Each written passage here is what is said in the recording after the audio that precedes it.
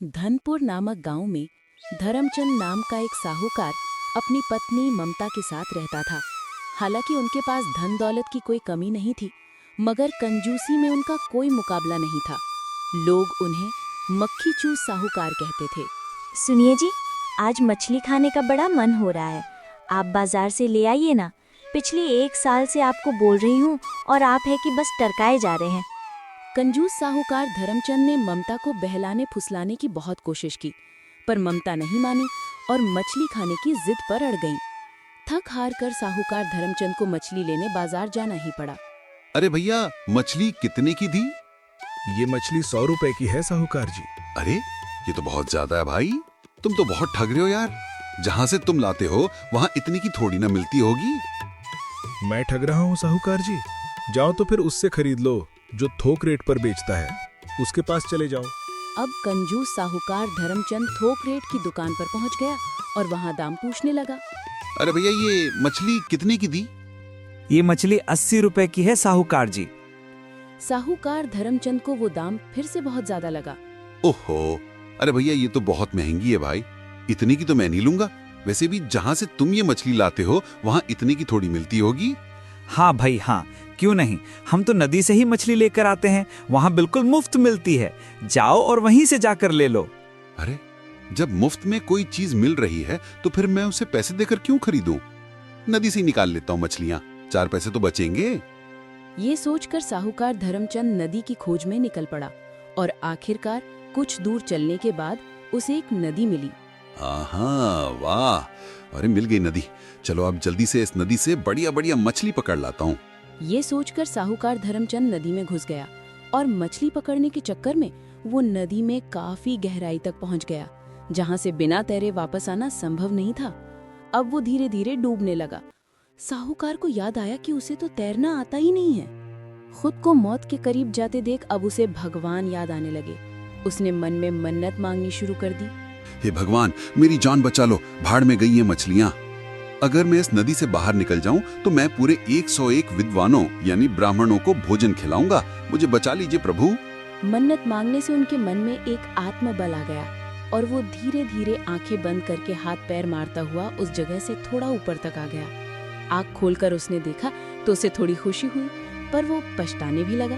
अरे यार, मैंने बिना मतलब के ही 101 विद्वानों के लिए कह दिया। आधी दूर तो मैं आ ही गया हूँ, थोड़ा कम कर लेता हूँ। तब उसने भगवान से फिर से मन में मन्नत मांगी। हे प्रभु, पिछली वाली मन्नत में मैं थोड़ा जोश जोश में बोल गया था, 101 थोड़ा ज्यादा है। अगर मैं अब इस नदी से बाहर निकल जाऊं तो 51 विद्वानों को भोजन अवश्य करवाऊंगा। थोड़ा साहस करके उसने फिर से तैरना शुरू किया तो थोड़ी दूर और आगे आ गया। अब सिर्फ चौथाई हिस्सा ही रह गया था। जब उन्होंने देखा कि अब नदी का सिर्फ चौथाई हिस्सा ही बचा है तो वो फिर बोल पड़ा। हे प्रभु, 51 विद्वानों को थोड़ा कम कर लो। अगर मैं अब इस नदी से बाहर निकल जाऊंगा तो 11 विद्वानों को भोजन कराऊंगा ही कराऊंगा। ऐसे ही करते करते वो नदी के किनारे पर पहुंच गया। अब पानी 2-3 फीट ही रह गया था। जान बचते ही उसके स्वर और बदल गए। वो तेजी से बोल पड़ा। हे भगवान, 11 विद्वान भी थोड़े ज्यादा ही हैं। मैं 11 न सही पर 1 विद्वान को तो भोजन करा ही दूंगा। ऐसे करते करते धर्मचंद आखिरकार नदी से बाहर आ गया। बाहर निकलने के बाद साहूकार ने सोचा, अब कह तो दिया है कि एक विद्वान को भोजन कराऊंगा, पर भोजन कराऊंगा कैसे? कहने को तो साहूकार धर्मचंद ने कह दिया कि एक विद्वान को भोजन करा दूंगा, पर अपनी कंजूसी और पैसे बचाने के चक्कर में साहूकार ऐसे विद्वान की खोज में चल दिया जो बहुत कम खाना खाता हो। कई जगह ढूंढने के बाद भी धर्मचंद को बहुत कम खाना खाने वाला विद्वान कहीं नहीं मिला। वो ढूंढता रहा और कई लोगों से पूछने बताने के बाद आखिरकार साहूकार को एक विद्वान मिल ही गया, पंडित चतुरानंद। साहूकार उस विद्वान के घर पहुंचा। पंडित जी, मेरा नाम साहूकार धर्मचंद है। मैं पास के गांव धनपुर में रहता हूँ। दरअसल मुझे एक विद्वान को भोजन कराना है, इसीलिए आपके पास आया हूँ। ठीक है साहूकार जी, मैं आ जाऊंगा आपके घर।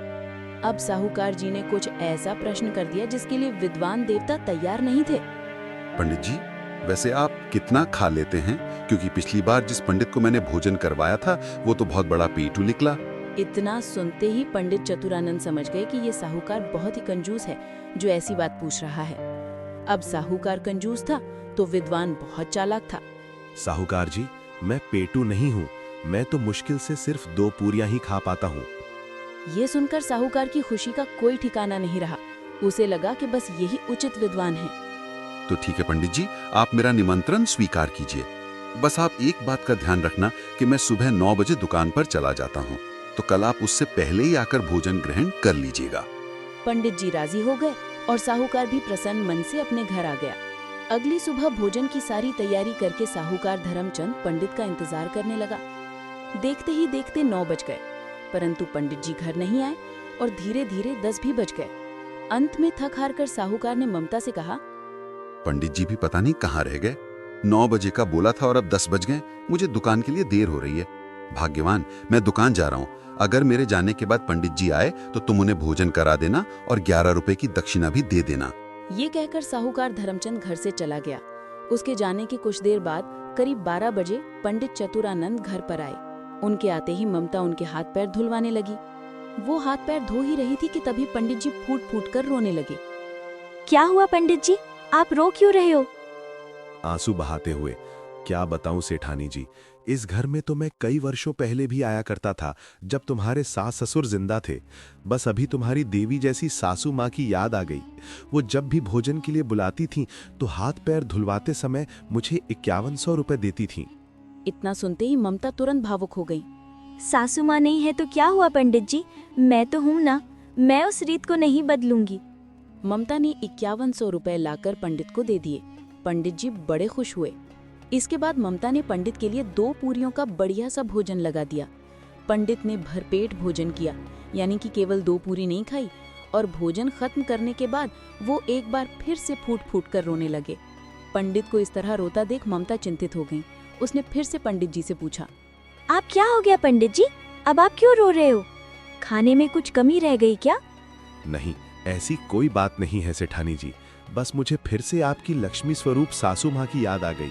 जब वो जिंदा थी ना, तो वह मुझे भोजन कराने के बाद भी 21,000 रुपए की दक्षिणा और साथ ही साथ आटा और चावल का दान भी करती थी।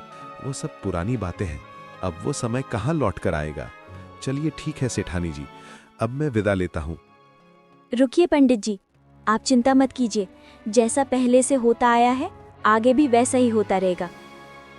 ममता ने 21,000 रुपए निकालकर पंडित को दक्षिणा के रूप में दे दिए और साथ में आटा, चावल, दाल आदि को एक झोले में बांधकर पंडित को दे दिया। पंडित जी सारा सामान लेकर खुशी खुशी अपने घर निकल लिए। रात को जब साहूकार धर्मचंद लौटकर घर आया, तब उसने ममता से पूछा, अरे भाग्यवान, पंडित जी भोजन करने आए थे या नहीं? हाँ हाँ, पंडित जी आए थे और मैंने उन्हें भोजन भी बहुत अच्छे से करा दिया था, पर वो बार बार रोए जा रहे थे। बार बार रो रहे थे? और वो क्यों? दरअसल वो बता रहे थे कि सासू माँ के समय में भी वो हमारे घर भोजन पर आया करते थे, इसीलिए उनको बार बार सासू माँ की याद आ रही थी। लेकिन मैंने उन्हें सासू माँ की कोई कमी महसूस नहीं होने दी और उनका भोजन से लेकर दान दक्षिणा तक सब बहुत अच्छे से किया। ये सुनते ही साहूकार धर्मचंद बुरी तरह से चौंक गया। दान दक्षिणा? अरे कैसी दान दक्षिणा? जब ममता ने पूरी राम कहानी बताई तो गुस्से से धर्मचंद का खून खौलने लगा। अरे ये तूने क्या कर दिया भाग्यवान? 26,000 रुपए की दक्षिणा? इतने में तो मैं पूरी दुनिया के पंडितों को खाना खिला देता। छोड़ूंगा नहीं मैं उस पंडित को, आज छोड़ूंगा नहीं। वो मुझे चूना लगाकर चला गया। साहूकार ने तुरंत अपनी लाठी उठाई और पंडित के घर की तरफ चल दिया।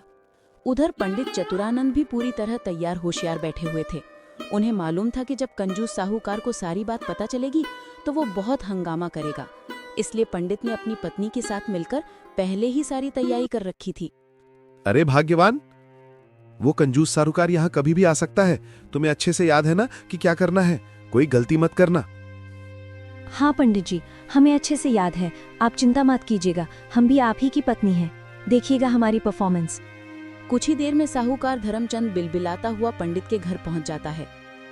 पंडित, अरे ओ पंडित, बाहर निकल। साहूकार की आवाज सुनते ही पंडितानी तुरंत पंडित को एक सफेद कफन उड़ा देती है। वहीं काफी देर तक जब पंडित बाहर नहीं आता तो साहूकार गुस्से में घर के अंदर चला आता है। हे भगवान, पंडित जी, हम सबको छोड़ के चले गए। अब हमारा क्या होगा? हमें भी साथ क्यों नहीं ले गए अपने? अरे इनको क्या हो गया? ओह, पता नहीं, सवेरे अच्छे भले घर में बैठे थे, कहकर गए थे किसी दानवीर साहूकार के घर भोजन के लिए जा रहा हूँ। पता नहीं वहाँ इन्हें कौन सा जहर खिला दिया। वहाँ से जो लौटे हैं उसके बाद उल्टी पे दस्त, और हमारे पंडित जी हमको छोड़ के चले गए। अब हम कहाँ से इनके क्रियाक्रम के लिए पैसे लाएंगे? कुछ भी तो नहीं है घर में, कैसे इनको फूकेंगे? हे भगवान। इतना सब कुछ देखकर साहूकार धर्मचंद बहुत घबरा गया। हे भगवान, ये पंडित तो मेरे ही घर से खाना खाकर लौटा था। कहीं ये बात गांव में फैल गई तो मेरे खिलाए खाने से इसकी मौत हो गई है तो मुझे तो जेल हो जाएगी। ये कहाँ फंस गया मैं?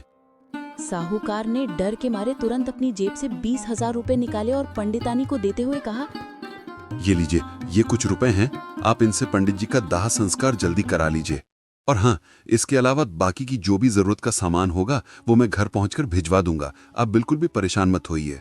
इतना कहकर धर्मचंद फौरन अपने घर की तरफ पतली गली पकड़कर निकल लेता है और घर पहुंचते ही डर के मारे वो दाह संस्कार के सामान के साथ साथ 2 महीने का राशन भी पंडित जी के घर भिजवा देता है। इस बात को 2 महीने बीत जाते हैं। अब साहूकार जी का दिया हुआ सारा राशन पानी खत्म हो गया। तब पंडित जी ने फिर से कोई तिकड़म लगाने को सोचा और एक सुबह 9 बजे के बाद जब साहूकार अपनी दुकान के लिए निकल गया, तब पंडित जी अपने घर से ममता से मिलने साहूकार के घर की तरफ चल दिए। 2 महीने से पंडित जी ने अपनी दाढ़ी मूछ भी नहीं बनाई थी, सो लंबी लंबी दाढ़ी लेकर पंडित जी साहूकार के घर पहुंच गए। अब पंडित जी जितने चालाक, ममता उतनी ही मूर्ख। पंडित जी को देखते ही ममता ने उनसे पूछा, अरे पंडित जी, आप यहाँ? आप तो मर गए थे ना? हाँ सेठानी जी, मैं मर गया था और अभी मैं सीधा स्वर्ग से ही आ रहा हूँ। क्या है कि वहाँ हजामत यानी कि दाढ़ी बनाने वाला कोई नहीं है ना, तो यहाँ मैं अपनी दाढ़ी बनवाने आया हूँ। पंडित जी बहुत ही चालाक थे। उन्हें आसपास के लोगों से पता चला था कि साहूकार जी की एक किरण नाम की बेटी थी जिसका कई साल पहले स्वर्गवास हो गया था। सेठानी जी, मुझे स्वर्ग में आपकी बेटी किरण मिली थी। जब उसे पता चला कि मैं यहाँ आता जाता रहता हूँ तो वह मुझसे कहने लगी कि पंडित जी, आप मेरे घर पर भी चले जाना, मेरे माता पिता का हालचाल ले आना और उन्हें मेरा समाचार भी दे देना। तभी मैं आप लोगों को किरण का समाचार देने आया हूँ। वैसे साहूकार जी कहाँ है? कहीं दिखाई नहीं दे है। ये सब सुनकर ममता बहुत भावुक हो गई और पूछने लगी, क्या सच में? कैसी है मेरी बेटी किरण? क्या बताऊं सेठानी जी, किरण तो बहुत कमजोर हो गई है। वहाँ कोई बढ़िया इंतजाम नहीं है ना, फल फूल मेवा मिश्री कुछ नहीं मिलता वहाँ। अब मुझको ही देख लो, मेरी दाढ़ी कितनी बड़ी हो गई है, वहाँ हजामत बनाने वाला कोई नाई तक नहीं है। तभी तो मैंने सोचा कि यहाँ आकर अपनी दाढ़ी भी बनवा लूंगा और आपकी बेटी किरण की खोज खबर भी आपको दे दूंगा। चलो अब मेरा समय हो रहा है, मैं थोड़ी देर में वापस जाने वाला हूँ, तो आपको जो कुछ भी किरण को देना दिवाना हो वह मुझको दे देना, मैं जाकर उसको दे दूंगा, वो बहुत खुश होगी। अब ममता ने किरण के लिए बढ़िया बढ़िया व्यंजन और बोरी भरकर राशन सामग्री पंडित को दे दी और पंडित जी वो सारा सामान लेकर अपने घर आ गए। शाम को जब साहूकार धर्मचंद लौटकर घर आया तब ममता ने उससे कुछ नहीं बताया। इसी तरह ममता का दिया हुआ राशन पंडित ने 2 महीने चला लिया और उसके बाद उन्होंने फिर से नई तिकड़म लगाई और दोबारा साहूकार धर्मचंद के घर पहुंच गए। पंडित को देखकर ममता खिलखिला उठी और पूछने लगी, अरे पंडित जी, आप? क्या हालचाल है आपके? और मेरी बेटी किरण कैसी है? हालचाल तो बहुत बढ़िया है। अब तो किरण एकदम तंदुरुस्त हो गई है। आपका दिया हुआ सामान देखकर वो बहुत खुश हो गई थी और खूब खा पी रही है। उसने आपका और साहूकार जी का हालचाल पूछा है। और हाँ, एक खुशी की बात तो मैं आपको बताना ही भूल गया। जानती हो, आप नानी बन गई हो और साहूकार जी नाना, किरण को लड़का हुआ है। ये खबर सुनते ही ममता की खुशी का कोई ठिकाना नहीं रहा। अच्छा सुनो, किरण ने कहा है कि अम्मा से कह देना कि नाती के लिए कुछ कपड़े और शगुन का सामान भिजवा दे। और हाँ, उसने वहाँ दावत का भी इंतजाम किया है, तो उसके लिए कुछ राशन पानी भी भिजवा देना। अब तो ममता दौड़ दौड़ कर सारा इंतजाम करने लगी। उसने एक तांगा बुलवाया जिसमें आटा चावल और सारा राशन का सामान भरकर पंडित को दे दिया और जाते जाते कहा, पंडित जी, किरण से कहना कि उसकी माँ उसको बहुत याद करती है और मेरे नाती को मेरा खूब सारा प्यार देना। हाँ हाँ, क्यों नहीं, कह दूंगा, मैं ये जरूर कह दूंगा। इतना कहकर पंडित जी निकल लिए। तभी अचानक किसी काम से साहूकार धर्मचंद घर आ पहुंचा। और देखा कि ममता तो दरवाजे पर ही खड़ी। क्या बात है भाग्यवान, तुम यहाँ क्यों खड़ी हो? कोई आया था क्या? तब ममता ने धर्मचंद को बताया। अरे अपनी बेटी किरण है ना स्वर्ग में, उसी को लड़का हुआ है, पंडित जी बता रहे थे। ये सब बातें सुनकर तो साहूकार को जैसे करंट ही लग गया। हे भगवान, तुम्हारा दिमाग खराब है भाग्यवान। उस पंडित ने तुमसे कुछ भी कहा और तुमने सब कुछ मान लिया। अरे भगवान, कहीं वो तुमको ठग कर कुछ ले तो नहीं गया? नहीं नहीं, मैंने उन्हें कुछ खास तो नहीं दिया, बस किरण के बेटी के लिए सोने की चैन, कपड़े, एक टोकरी फल, आटा चावल दाल तेल और बस 2 महीने का राशन दिया है। अब तो साहूकार धर्मचंद के चेहरे पर हवाइयां उड़ने लगी। अपनी अकल की अंधी बीवी और धूर्त पंडित का गुस्सा लेकर वो पंडित के घर की तरफ चल दिया। जब धर्मचंद पंडित जी के पास पहुंचा तो उनसे हाथ जोड़कर माफी मांगने लगा। पंडित जी, मुझे माफ कर दीजिए। मैं आज के बाद कभी कम खाने वाले विद्वान को नहीं ढूंढूंगा और अपनी इस गंजूसी को त्याग दूंगा। मैं समझ गया हूँ कि आप मुझे उसी बात की सजा दे रहे हैं। ठीक है साहूकार जी, मैं आपको माफ करता हूँ, लेकिन आज से आपको हर महीने मंदिर जाकर वहाँ बैठे गरीबों और साधुओं को भोजन कराना होगा और साथ ही उन्हें 251 रुपए की दक्षिणा भी देनी होगी। मुझे स्वीकार है पंडित जी, मुझे माफ कर दीजिए। मैं हर महीने गरीबों और साधुओं को दावत भी खिलाऊंगा और साथ ही साथ 251 रुपए की दक्षिणा भी दूंगा। पंडित ने साहूकार धर्मचंद को माफ कर दिया और मुस्कुराते हुए बोले। दोस्तों, कहानी अच्छी लगी तो लाइक जरूर करें और ऐसी ही मजेदार कहानियों के लिए इस चैनल को सब्सक्राइब करना बिल्कुल ना भूलें।